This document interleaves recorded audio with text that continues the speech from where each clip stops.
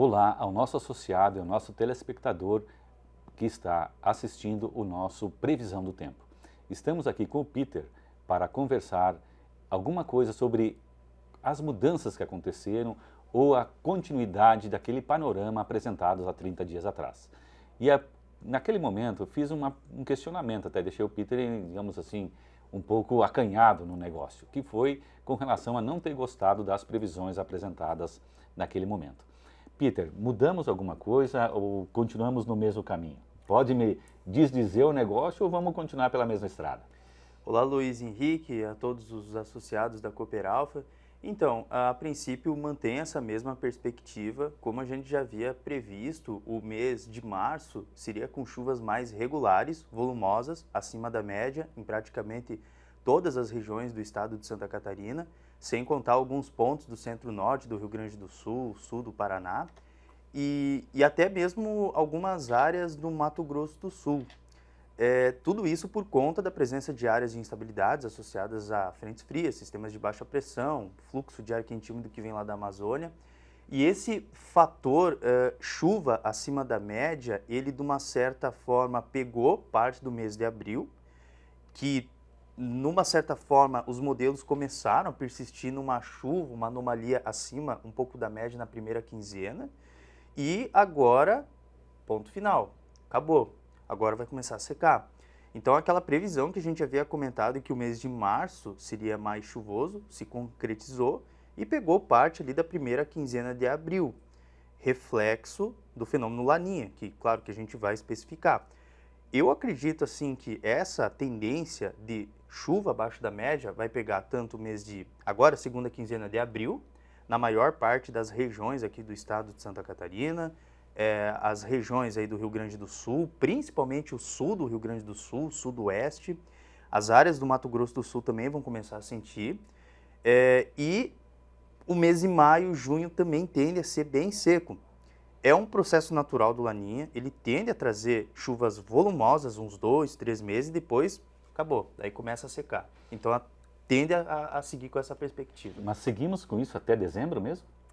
Então, aí é que tá. A gente vai seguir com Laninha até o final do ano, até dezembro, novembro, dezembro aproximadamente, e depois nós vamos começar a ter o aquecimento das águas. Então, essa tendência de, ora, tu tem 2, 3 meses de seca, estiagem, ora você tem 2 meses e meio, que seja, de chuva, isso vai até o final do ano.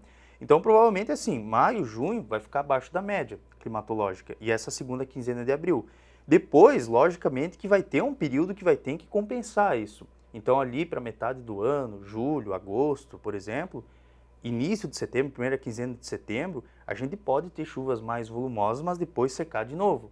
E aí depois a gente começa a entrar num neutro frio, né? Que é aquela, eu diria uma conversão do Laninha para a neutralidade depois para o El Niño.